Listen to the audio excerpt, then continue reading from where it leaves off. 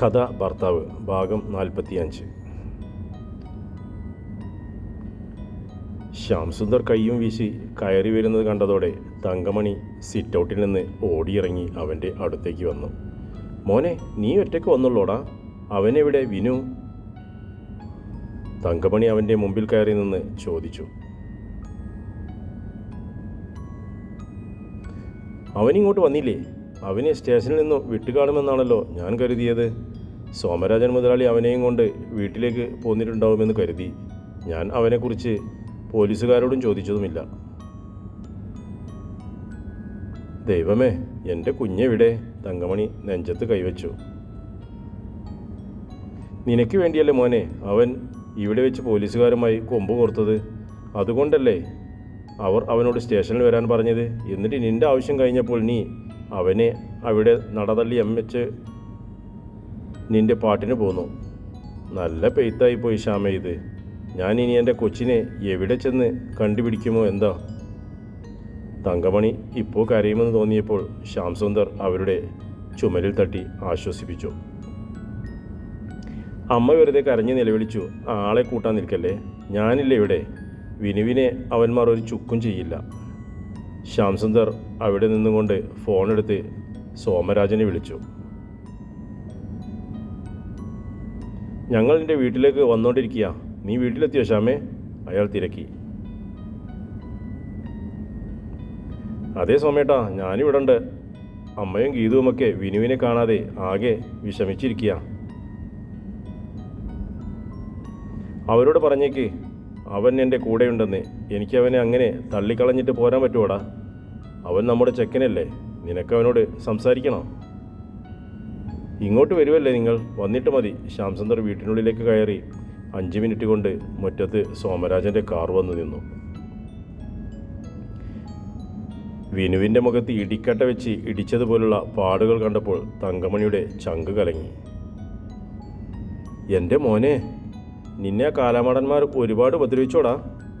എൻ്റെ പാവം കൊച്ചിനെ ഈ പരുവത്തിലാക്കിയ അവൻ്റെയൊക്കെ സന്തതി പരമ്പകൾ അറ്റുപോവും. അവർ തലയിൽ കൈവച്ചു പ്രാഗി. നീ നിന്ന് കരഞ്ഞും പിഴിഞ്ഞും നിൽക്കാതെ അവനെന്തെങ്കിലും തിന്നാനോ കുടിക്കാനോ കൊടുക്കും തങ്കമണി. അവൻ്റെ കോലം കണ്ടില്ലേ? കണ്ടിട്ട് സഹിക്കുന്നില്ലല്ലോടി.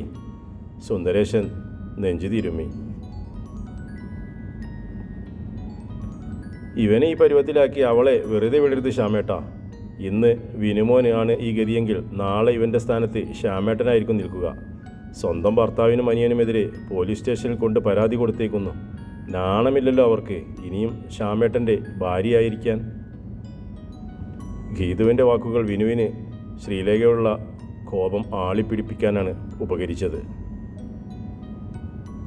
മതി നിർത്ത്. തങ്കമണി മകളെ നോക്കി വിരൽ ചൂണ്ടി. അവൾ കൊണ്ടുപോയി പരാതി കൊടുത്തെങ്കിൽ അത് ശ്യാം അവളെ ദേഹോദ്രവം ഏൽപ്പിച്ചിട്ടായിരിക്കും. അതുകൊണ്ട് ആരെയും അത്ര നല്ല പിള്ള എന്ന ചാപ്പ കുത്താൻ നിൽക്കല്ലേ ഗീതു നീ. ശ്യാമേട്ടൻ അവരെ ദേഹോപദ്രവം ഏൽപ്പിച്ചെങ്കിൽ അവനെതിരെ എങ്ങനെ പരാതി വന്നു? അതിനമ്മയ്ക്ക് മറുപടിയുണ്ടോ? ഇനി അമ്മ പറയാൻ പോകുന്നത് ഇവിടെ വന്ന പോലീസുകാരോട് വാറന്റ് ചോദിച്ചു എന്ന കാരണമാണെങ്കിൽ അവൻ ആ ചോദിച്ചതിൽ എന്താ തെറ്റെന്ന് കൂടി എനിക്കൊന്ന് പറഞ്ഞുതാ. വിനുവിൻ്റെ സ്ഥാനത്ത് ഞാനായിരുന്നെങ്കിലും പോലീസുകാരോട് അത് തന്നെ പറഞ്ഞേനെ. ഇത് കാര്യം വേറെ അമ്മേ. അവർ നോക്കുമ്പോൾ ശ്യാമേട്ടനെ മര്യാദ പഠിപ്പിക്കാൻ ഈ ഒരു മാർഗമായിരിക്കും കണ്ടത്. പോലീസുകാരെ വെച്ചുള്ള കളിയൊന്നും ശ്യാമേട്ടൻ്റെ അരികിൽ വില പോകില്ലെന്ന് അവർക്കറിയാം. അപ്പോൾ പിന്നെ അനിയൻ്റെ ശരീരം നൊന്താൽ വേദനിക്കുക ഏട്ടനായിരിക്കുമല്ലോ. അങ്ങനെ ഇരുന്നാലും നല്ല തന്ത്രശാലിയാ അവർ. ഗീതു ശ്യാമിനെയും വിനുവിനെയും മാറി മാറി നോക്കി. വിനുവിൻ്റെ മുഖത്ത് അണയാത്ത പകയുടെ കനൽ ആളുന്നത് അവൾക്ക് കാണാമായിരുന്നു.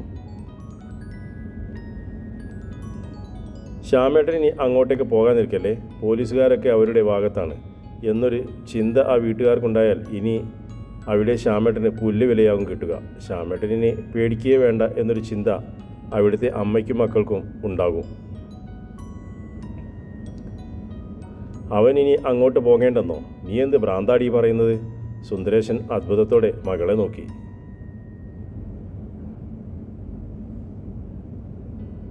അവൻ അവിടുത്തെ കാര്യങ്ങളൊക്കെ നോക്കി അടങ്ങി ഒതുങ്ങി കഴിഞ്ഞാൽ ആ വീട്ടിലെ രാജാവിനെ പോലെ കഴിയാൻ പറ്റില്ലേ? ആദ്യം നീ നിൻ്റെ സഹോദരന് പറഞ്ഞു കൊടുക്ക്, ജോലി ചെയ്യുന്ന കാശ് കൊടുത്ത് വിഷവെള്ളം വാങ്ങിച്ചു കുടിക്കാതെ ആ കാശിന് ശരീരത്തിന് ഒതുങ്ങുന്ന എന്തെങ്കിലും വാങ്ങിച്ചു കഴിക്കാൻ. അതോടെ തീരും അവൻ്റെ 100% പ്രശ്നങ്ങളും മറ്റുള്ളവർക്ക് അവൻ മൂലം ഉണ്ടാകുന്ന ബുദ്ധിമുട്ടും. സുന്ദരേശൻ ഇന്നോ ഇന്നലെയോ തുടങ്ങിയ തലവേദനയല്ല. ശ്യാമിനെ കൊണ്ട് കണ്ടാലും കൊണ്ടാലും പഠിക്കാത്ത അവനെ അയാൾ എന്നേ എഴുതി തള്ളി കളഞ്ഞതാണ്. അച്ഛൻ്റെ വായിൽ നിന്ന് ഇതല്ലാതെ വേറൊന്നും വരില്ലല്ലോ. പിന്നെങ്ങനെ നന്നാവാനാ ശ്യാമേട്ടൻ? സ്വന്തം മകനെ പോലീസുകാർ കൊണ്ടുപോയി അറഞ്ചം പുറഞ്ചം ചവിട്ടിയിരുട്ടിയാലും അച്ഛന് കൂറ് അതിന് കാരണക്കാർ ആയവരോടാ. ഗീതു ദേഷ്യത്തോടെ മുഖം തിരിച്ചു നിന്നു. സുന്ദരേശൻ അതിന് മറുപടി പറയാൻ നിന്നില്ല. മകളുടെ സ്വഭാവം നന്നായി മനസ്സിലാക്കിയിട്ടുള്ള അയാൾക്കറിയാം, തൻ്റെ നാവിൽ നിന്നും വീണ്ടും എന്തെങ്കിലും വീണുപോയാൽ ഗീതു അതിൽ പിടിച്ചു തൂങ്ങി കുറേ ദൂരം കൂടി മുന്നോട്ട് സഞ്ചരിച്ചു എന്നിരിക്കും.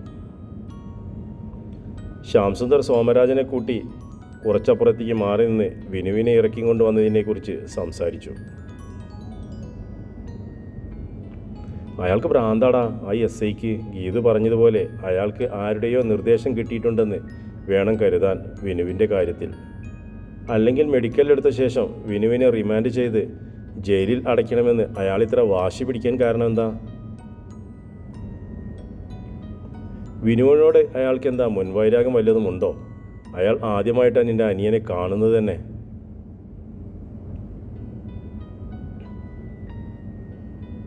അവനിത്തിരി മദ്യപിച്ചിട്ടുണ്ടായിരുന്നത് നേര്. എവിടെയോ ഇരുന്ന് കൂട്ടുകാരുമൊത്ത് കമ്പനി കൂടിക്കൊണ്ടിരുന്ന അവനെ ആ നിമിഷം പോലീസ് സ്റ്റേഷനിലേക്ക് വിളിച്ചു വരുത്തുമ്പോൾ അയാൾക്കറിയരുതോ അവനിത്തിരി മിനിങ്ങിയിട്ടുണ്ടാവുമെന്ന്? അതുപോട്ടെ, വിനുവിനെതിരെ നടപടി എടുക്കാതിരിക്കാനായി ഏതൊക്കെ പോലീസുകാരുടെ കാലി പിടിക്കേണ്ടി വന്ന് എനിക്കെന്നറിയാമോ? അവൻ കോളേജിൽ പഠിക്കുന്നവനാണെന്നും നാളെ എക്സാം ഉള്ളതാണെന്നും അവനെ ജയിലിൽ പിടിച്ച് അവൻ്റെ ഭാവി നശിപ്പിച്ചു കളയരുതെന്നും പഞ്ചായത്ത് പ്രസിഡന്റിനെ വിളിച്ചു പറഞ്ഞിട്ട് പോലും ആ പോലീസുകാരൻ കുലുങ്ങിയില്ല. അവസാനം MLA ഇടപെട്ട അവനെ വിട്ടുതരാമെന്ന് കരാറുണ്ടാക്കിയത്. അതും ഇന്ന് തന്നെ അവൻ തിരിച്ച് കോളേജിലേക്ക് പോയിക്കൊള്ളുമെന്ന ഉറപ്പിൽ. അവൻ കോളേജിലേക്ക് എപ്പോൾ തിരിച്ചു പോകണമെന്ന് തീരുമാനിക്കുന്നത് ഇവിടുത്തെ പോലീസാണോ സോമേട്ട?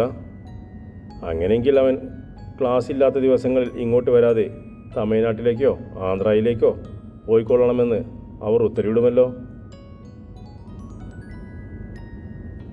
അത് വിട്ടുകളശാമേ. അയാൾ അങ്ങനെ പറഞ്ഞെന്ന് കരുതി നമ്മൾ അത് അംഗീകരിച്ചു കൊടുക്കാൻ പോണുണ്ടോ? MLAയുടെ മുമ്പിൽ ചമ്മി നാറി പോകാതിരിക്കാൻ അയാൾ വെച്ച ഒരു നിർദ്ദേശമല്ലേ. സോമരാജൻ ഒരു സിഗരറ്റ് എടുത്ത് ചുണ്ടിൽ വെച്ച് തീ പിടിപ്പിച്ചു. ഇനി എന്താ നിൻ്റെ പ്ലാൻ? ഈ ബന്ധം തുടർന്ന് കൊണ്ടുപോകാൻ തന്നെയാണോ തീരുമാനം? സോമരാജൻ മുതലാളി സിഗരറ്റ് പുക ഊതിപ്പറപ്പിച്ചുകൊണ്ട് ശ്യാമിനെ നോക്കി. ശ്യാംസുന്ദർ അയാളെ നോക്കി ഒരു ചിരി ചിരിച്ചു. കൊല്ലുന്ന ചിരി.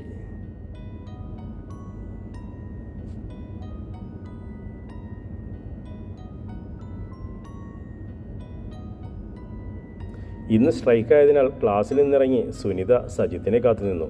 അവൾക്കറിയാം ഏതെങ്കിലും ഒരു നേരം അവൻ തന്നെ തേടിയെത്തുമെന്ന്. കോളേജിൽ നിന്നാണ് വിദ്യാർത്ഥികൾ വന്ന് സ്കൂൾ അടയ്ക്കാൻ ആവശ്യപ്പെടുന്നത് എന്നതിനാൽ സജിത്ത് നേരെ ട്യൂഷൻ സെൻറ്ററിൽ വരാനും ചാൻസ് ഉണ്ട്.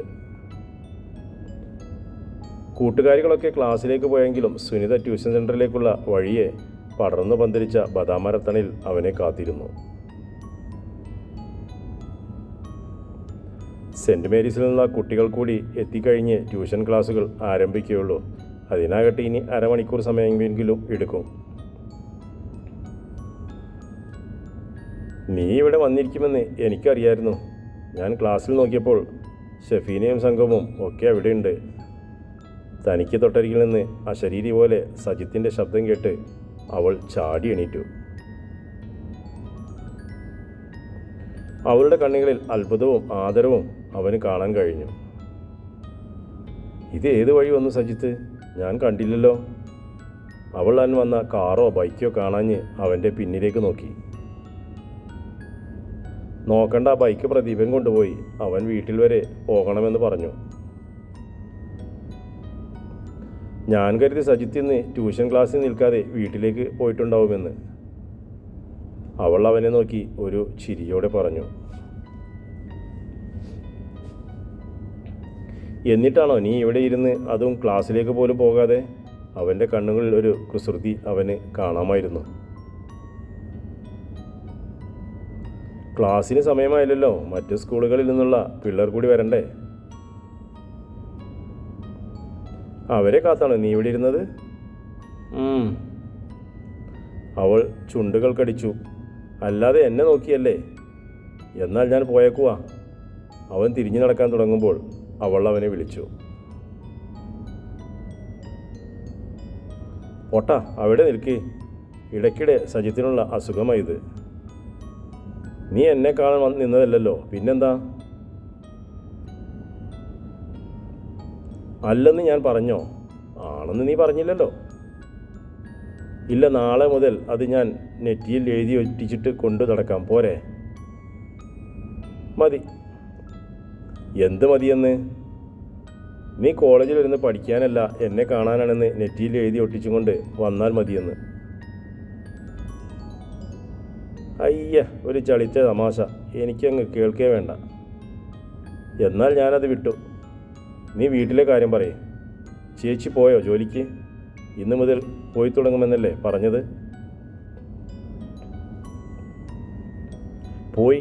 എൻ്റെ പേടി അതല്ല സജിത്തെ. ശ്യാമേട്ടൻ അവിടെ എങ്ങാനും ചെന്ന് കിടന്ന് വഴക്കുണ്ടാക്കുമോ എന്നാ.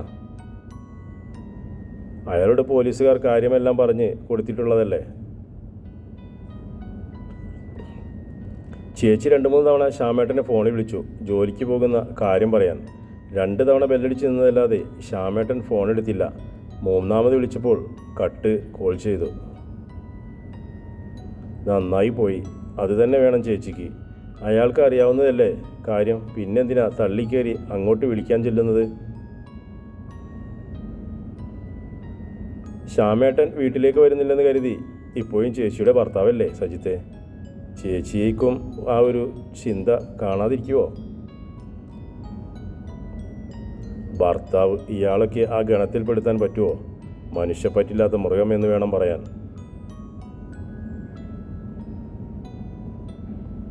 നോക്കിക്കോ, അയാൾ തിരിച്ചു വരും, അവൻ ദൂരേക്ക് നോക്കിക്കൊണ്ട് പറഞ്ഞു. സജിത്തെ, സുനിത ഒരു നടുക്കത്തോടെ അവൻ്റെ മുഖത്തേക്ക് നോക്കി. നീ പറഞ്ഞ വാക്കില്ലേ ഭർത്താവ്? ആ ഒരു ലേബലിൽ അയാൾക്ക് വന്ന് നിൻ്റെ വീട്ടിൽ കയറാം, ആരും തടയില്ല. അയാൾ തിരിച്ചു വന്നാൽ നീ സൂക്ഷിച്ചോണം, അവൻ്റെ ഒച്ച നേർത്തു.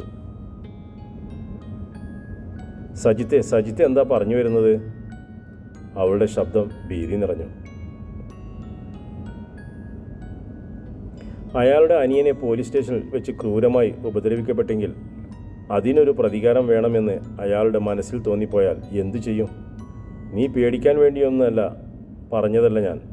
എന്നാൽ ഒരു ജാഗ്രത വേണം ഏതു നേരവും. അതിന് ശ്യാമേട്ടൻ തിരിച്ചു വന്നില്ലല്ലോ സജിത്തെ. അവൾ ഒരാശ്വാസത്തിന് വേണ്ടിയെന്നോണം പറഞ്ഞു. വരാതിരിക്കട്ടെ, അതാ നല്ലത്. അയാൾ തിരിച്ചു വന്നെന്ന് കേൾക്കാതിരിക്കാൻ ഞാൻ പ്രാർത്ഥിക്കാം. അവളുടെ കണ്ണുകളിൽ കാണുന്ന ഭയത്തിൻ്റെ അലകളിലേക്ക് നോക്കിയപ്പോൾ അവന് തോന്നി അങ്ങനെയൊന്നും പറയേണ്ടിയിരുന്നില്ലെന്ന്. പക്ഷെ പറയാതെ, ഒരു മുന്നറിയിപ്പ് കൊടുക്കാതെ ഇരിക്കാൻ തനിക്കും കഴിയില്ലല്ലോ. തുടരും കഥയുടെ അടുത്ത ഭാഗം.